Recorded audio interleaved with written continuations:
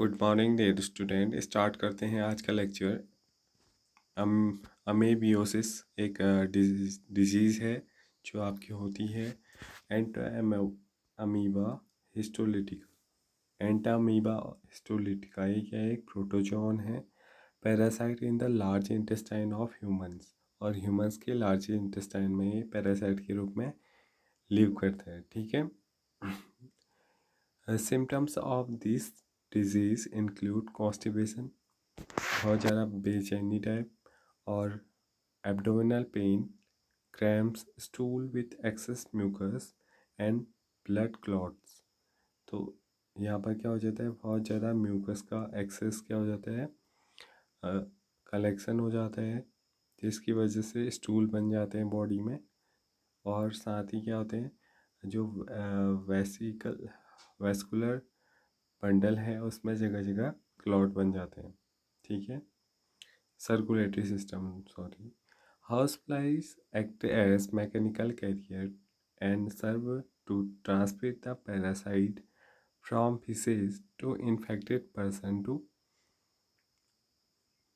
food and food product। जो person contaminated है या जो पेशेंट है उसके फूड प्रोडक्ट या फिर उसकी जो ड्रॉपलेट्स हैं उनसे हाउस फ्लाइज इनको कहाँ कॉन्टेमिनेट करती हैं? ड्रिंकिंग वाटर और food contaminated by the faecal matter are the main source of infection. तो ये जो ड्रिंकिंग वाटर है और जो फूड पार्टिकल्स हैं अगर वो कॉन्टेमिनेटेड हो जाएं तो क्या है? ये एक इन्फेक्शन के मेजर सोर्स हैं। ठीक है।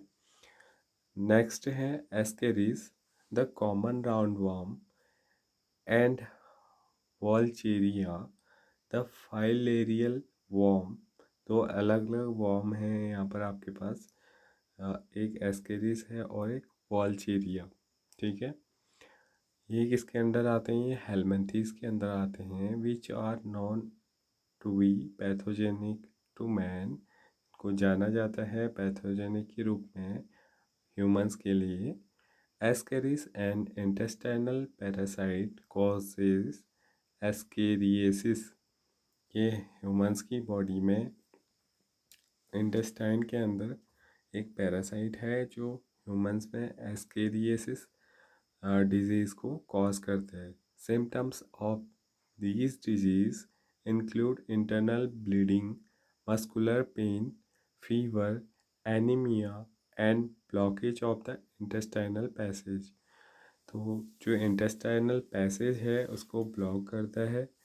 मस्कुलर पेन, फीवर, एनीमिया और इंटरनल ब्लीडिंग, आंतरिक क्या हो जाता है? ब्लड फ्लो होने लगता है बॉडी के अंदर। तो ये कुछ इसके क्या हैं? सिम्टम्स हैं। The eggs of the parasite are excreted along with the feces of infected person, which contaminate soil, water और plants, etc. तो जो इस एस्केरिस के एग्स होते हैं वो एक्सक्रिएट किए जाते हैं पैरासाइट के रूप में, और ये इन्फेक्टेड पर्सन के जो वेस्ट मटेरियल है उनके साथ ये क्या हो जाते हैं? सर्व हो जाते हैं डिफरेंट प्लेसेस में, जैसे सॉइल में, वाटर में और प्लांट्स में। ठीक है। अ healthy person acquire this infection through contaminated water, vegetables and fruits etcetera. तो क्योंकि ये सॉइल, वाटर और प्लांट्स तीनों को अफेक्ट करते हैं, इसका जो बैक्टीरिया है, सॉरी जो एग है, तो इसकी वजह से वाटर और वेजिटेबल और फ्रूट जो भी कॉन्टेमिनेटेड हैं उनकी वजह से हमें इस डिजीज़ का सामना करना पड़ता है। नेक्स्ट है वॉलचेरिया। वॉलचेरिया के दो स्पीसीज होती हैं यहाँ पर। एक होती है वॉलचेरिया पैनक्राफ्टी, एक का नाम है वॉलचेरिया मलाई। The filarial worm causes slowly developing chronic inflammation of the organs in which they live for many years।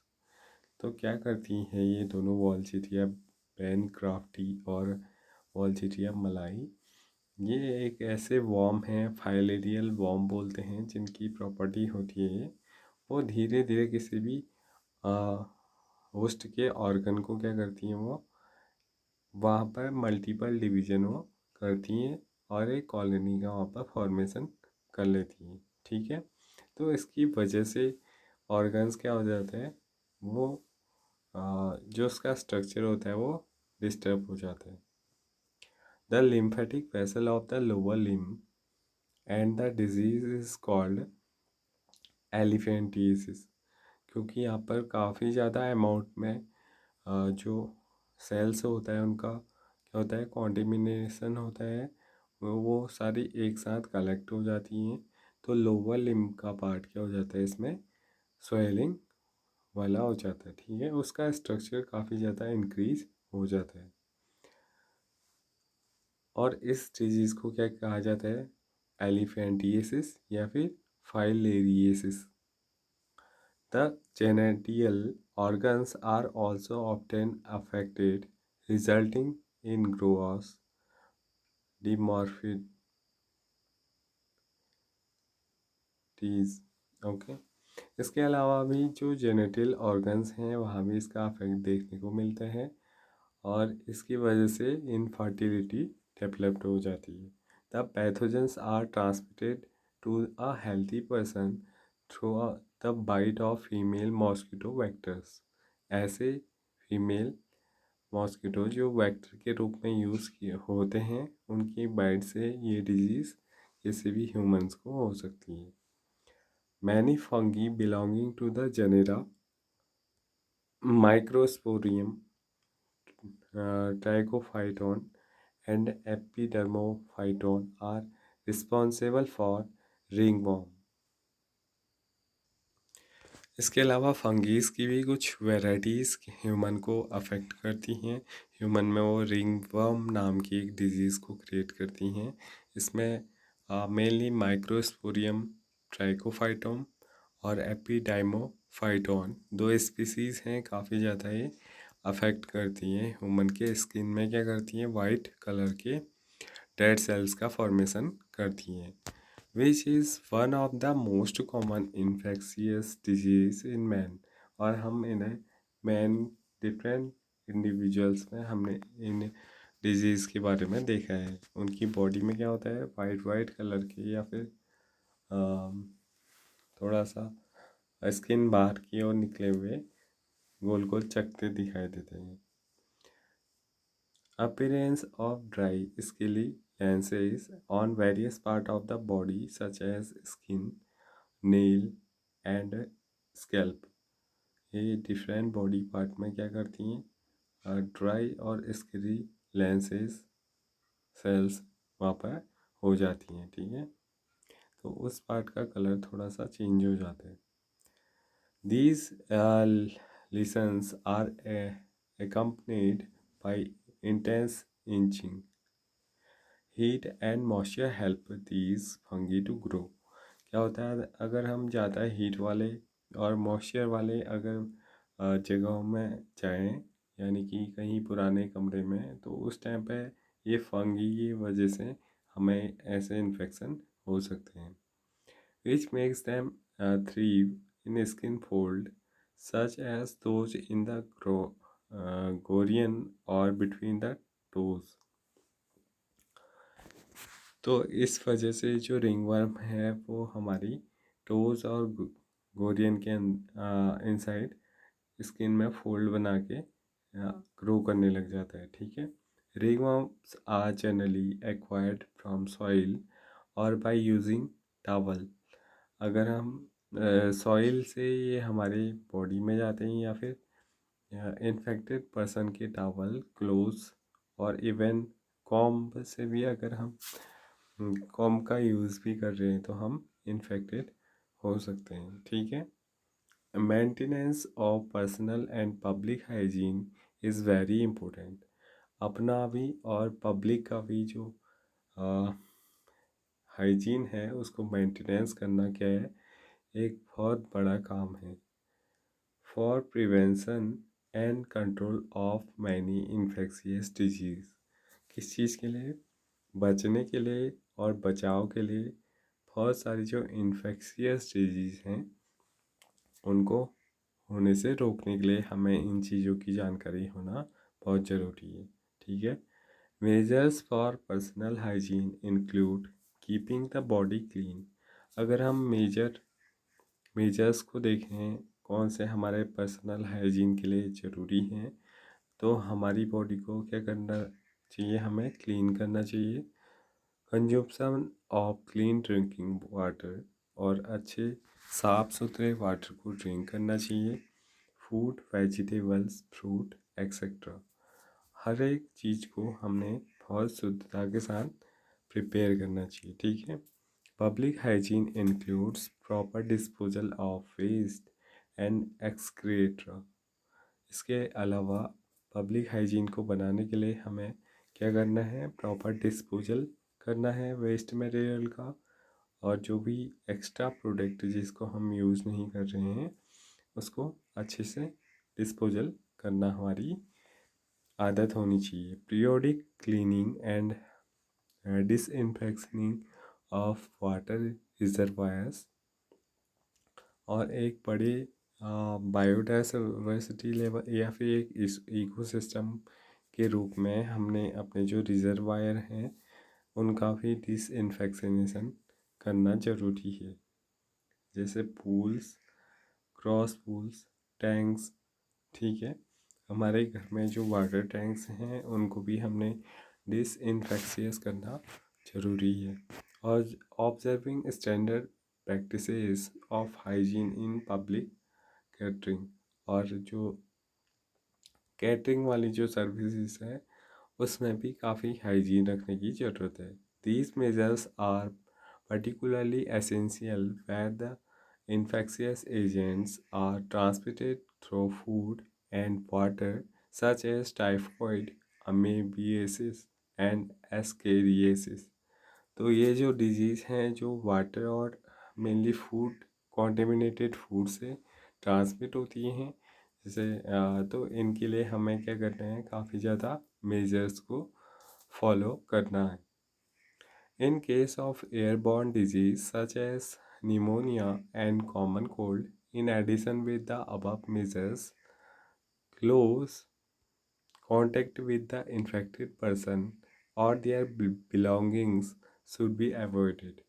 तो जो इन्फेक्शियस डिजीज़ हैं उनके लिए कुछ और मेजर्स हैं, जैसे इन्फेक्टेड पर्सन और उनके बिलोंगिंग के साथ कुछ डिस्टेंस आपने मेंटेन करनी ज़रूरी है। For disease such as malaria and filariasis that are transmitted through insect vectors, क्योंकि इंसेक्ट वेक्टर्स के द्वारा पर्सन टू पर्सन फैलती हैं, तो इनके लिए क्या इम्पोर्टेंट है? The most important measure is to control the eliminate the vector and their breeding places.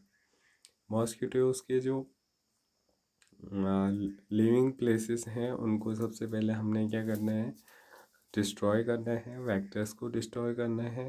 They can be achieved by avoiding stagnation of water and the around residential areas, regular cleaning of household coolers, use of mosquito nets, introducing fish like gambusa in ponds that feed on mosquito larvae, spraying of insecticide in dishes, draining areas and swamps etcetera. तो हमें इतने सारे measures को follow करना ज़रूरी है। ठीक है। अगर हमने क्या करने हैं?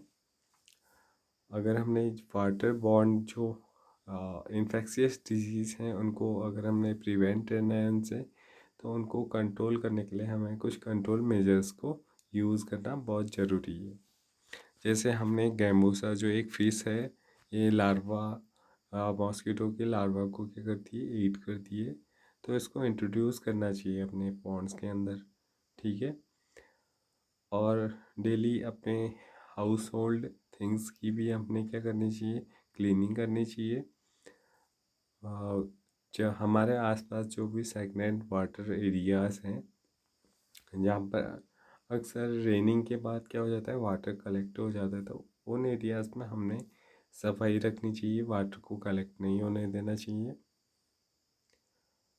In addition, doors and windows should be provided with wire mesh to prevent the entry of mosquitoes। इसके अलावा हमें अपने घर के जो विंडोज़ हैं या फिर डोर्स हैं वो भी वायर मेश वाले डोर बना कर लगाने चाहिए पहले, ठीक है, ताकि जो मॉस्किटोज़ हैं वो हमारे होम के अंदर एंट्री ना कर सकें। सच protections have become more important, especially in the light of recent widespread indications of the vector-borne Aedes mosquito disease like dengue and chikungunya in many parts of the India।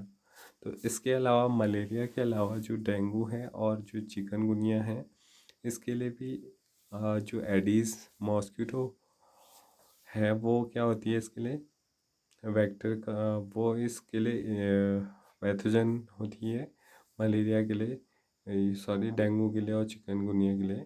तो उसके लिए भी ऐसे ही मेजर्स का हमने यूज़ करना है। The advancement made in biology science have armed us to effectively deal with many infectious disease।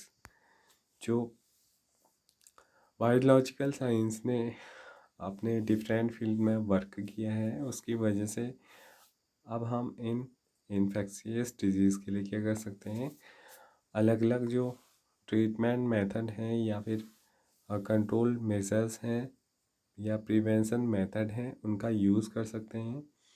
The use of vaccine and immunisation programme have enabled us to completely eradicate a deadly disease like smallpox। तो यहाँ पर इस field में क्या हुआ, vaccine वगैरह भी immunisation programme के अंदर डेवलप की गई हैं, जिनकी वजह से क्या हो रहा है, जो डेडली डिजीजेस थी जिनका कोई इलाज नहीं था, अगर वो किसी पर्सन्स को अगर हो जाती थी तो उसकी डेथ हो जाती थी ना। तो ऐसे डिजीज़ के लिए भी अब क्या बना दी गई हैं, वैक्सीन्स बना दी गई हैं। Large number of other infectious diseases like polio, diphtheria, pneumonia, tetanus have been controlled to a large extent by the use of vaccines. तो वैक्सीन्स के द्वारा हमने जो डिफरेंट डिजीजेस अर्थ में डिफरेंट टाइम पे होती रहती हैं, उनके लिए क्या बना दी गई है, वैक्सीन बना दी गई है। अभी भी चल रहा है जो कोरोना वायरस है, उसमें डिफरेंट कंट्रीज़ ने अपने अपने लेबोरेटरीज़ में एंटीबॉडीज़ बनाना स्टार्ट कर दिए हैं और जल्द ही वैक्सीन का भी प्रोटेक्शन कर लिया जाएगा। Biotechnology, about which you will read more in chapter 12, is a varage of making available newer and safer vaccine. और बायोटेक्नोलॉजी के फील्ड के द्वारा काफ़ी ज़्यादा जो न्यूअर और सेफर वैक्सीन है उसका डेवलपमेंट किया जा रहा है। Discovery of antibiotics and various other drugs has also enabled us to effectively treat infectious disease। तो एंटीबायोटिक्स और जो डिफरेंट ड्रग्स हैं, जब उनकी डिस्कवरी हो गई तो इन्फेक्शियस डिजीज़ को डील करना और आसान हो गया। तो आज का लेक्चर यहीं पर कंप्लीट होता है, इससे आगे हम नेक्स्ट वीडियो में देखेंगे। Thank you.